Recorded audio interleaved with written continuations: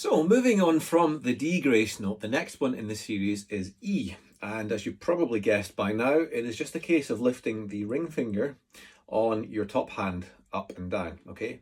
And again, for obvious reasons, the highest note that you can play the E grace note to is D.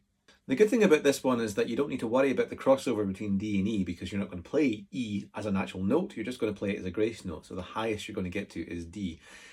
Realistically, your top hand fingers are going to remain in pretty much the same place, except for obviously the ring finger coming up and down to play the grace note. It is your bottom hand that is going to do all the work. And again, similar idea with the other grace notes, we want to hear it nice and snappy.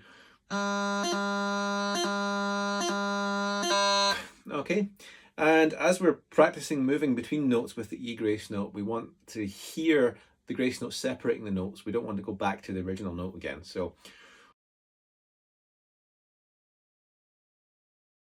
let me do that again without the chanter skirling.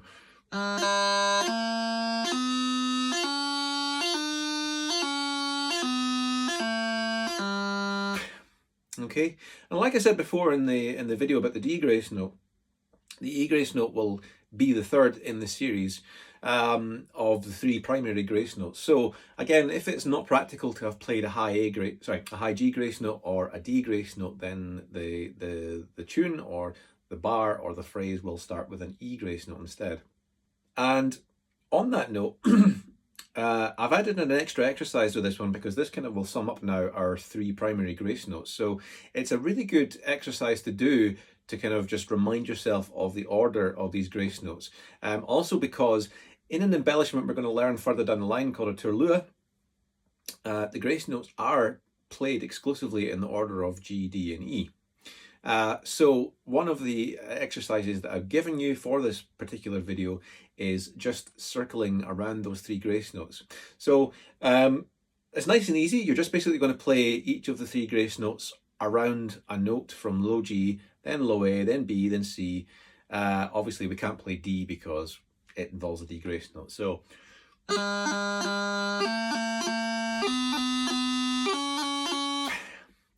and back down again, obviously.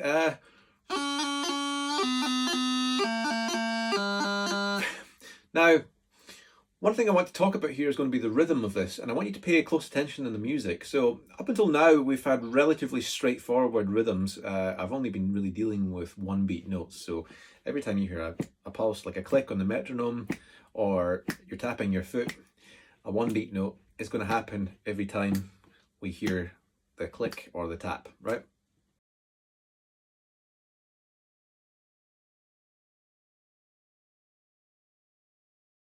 In this case, although on the surface it looks like we're just peppering one continuous note with grace notes, we're actually playing several different notes of the same name. So, once we start blowing on the low G, that's the first one.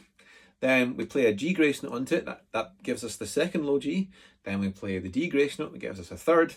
And as we play the E grace note, that gives us the fourth note.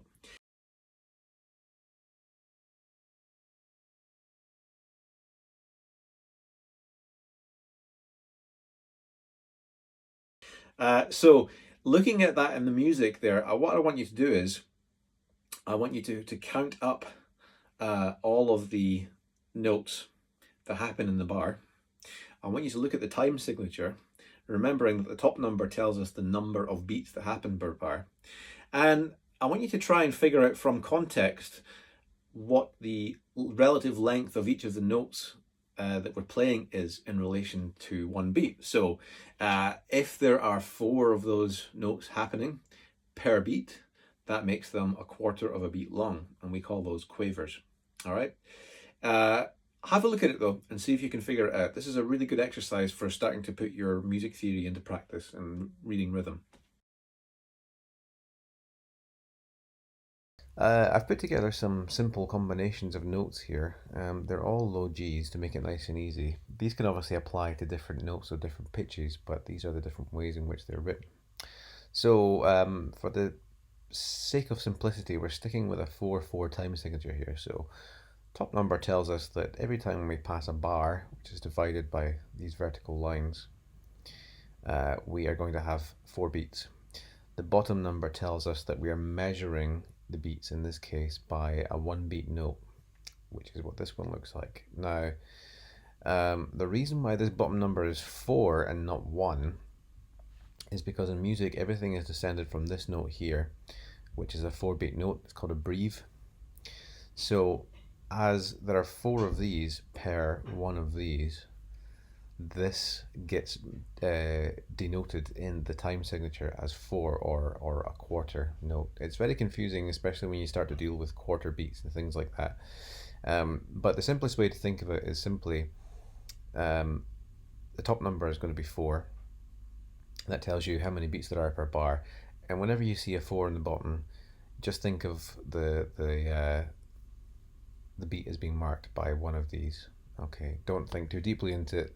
Thankfully, we don't really have much in the way of deviations of time signatures in bagpipe music, so it's really not one to get too wound up about.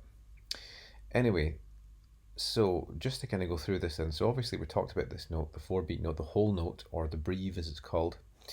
And as you can see here in the music, I've given you the kind of the foot taps. So you can see that from the moment that we start playing this note, we've going to have tapped our foot 4 times to mark that 4 beats have passed. So we move into the next bar and everything is divided in half from here. So we now have 2 semi-breves, they're called. They are 2-beat notes, not surprisingly. Then, as I mentioned before, we have our 1-beat notes. These are crotchets, and there are 4 of them. Once we get into values of less than a beat in length, there's a little bit more grammar to understand, and we're going to come back to that in a second down here, but I just wanted to quickly show you. So these are our quavers, they're called. They're half a beat each, and obviously they're tied together in pairs here, and I'll explain why in a second.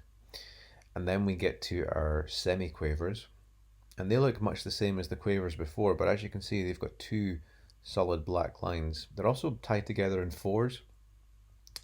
The reason for this is that any note value less than 1 beat, when they're next to each other, they get tied together by joining a thick black line, or a couple, as is the case, up to the maximum value of 1 beat. So in this case, we've got our 2 half beats. They only get beamed together in 2s, but when we have the quarter beats, or quarters of a beat I should say, they get beamed together in a maximum of 4s. Now, how to figure this one out, because if you get one of these types of notes by themselves, it can be confusing when you see them written one way and written another way. So in this bar down here, we've got our half beat notes here. Now these are written as individual notes, and you can see here that they look like our 1-beat notes, but they've got this other little curly tail coming up and meeting the head of the note again. So what happens when excuse me, what happens when these get beamed together is the curly tail is straightened out and it's joined on with the other one, and it creates this thick black line. The same principle is applied here with the semi-quaver, so you can see that we've actually got the 2 curly tails here on the individual notes, but when they're joined together, both of these tails are straightened out and joined together, so we have the 2 solid black lines. And again, just to demonstrate, this is up to the maximum value of 1 whole beat. You can see here that the music editor doesn't like what I've done here, because these should actually be joined together, but the only reason why I've separated them here in the music editor is just to show you what they look like, but actually this is how they should be written if they were next to each other. And of course, we're not tied to that either, as is often going to be the case, particularly in bagpipe music, is you're going to find combinations of these note values. Again, only ever beamed together to a maximum of 1 beat. So in this case, we've got our 2 semiquavers here, but they're next to a quaver. So all 3 of these notes here, they comprise 1 beat. So the rhythm, that's going to be da da da da da da. So essentially, both of those notes have happened in the time it takes to do this 1 note. But how we know that is because these are both semiquavers, they both independently have the 2 lines here, but the last note only has the 1 thick black line at the bottom. And Now, if I'm honest, I meant to do that the other way around because, of course, you can flip this on its head. So we could have had the quaver first and then the two semiquavers. In this case here, this is actually the same combination of notes, but this time the quaver is in the middle and the two semiquavers are on either end. And you can see here that because they're physically split apart by the quaver in the middle, they only get these little kind of short stumpy lines. We will actually refer to these as cuts later, but what they really are referring to, grammatically speaking, is the existence of a second curly tail on the stem, indicating that they are semiquavers. But again, these are only beamed together up to the maximum value of 1 beat. All right, I hope that makes sense.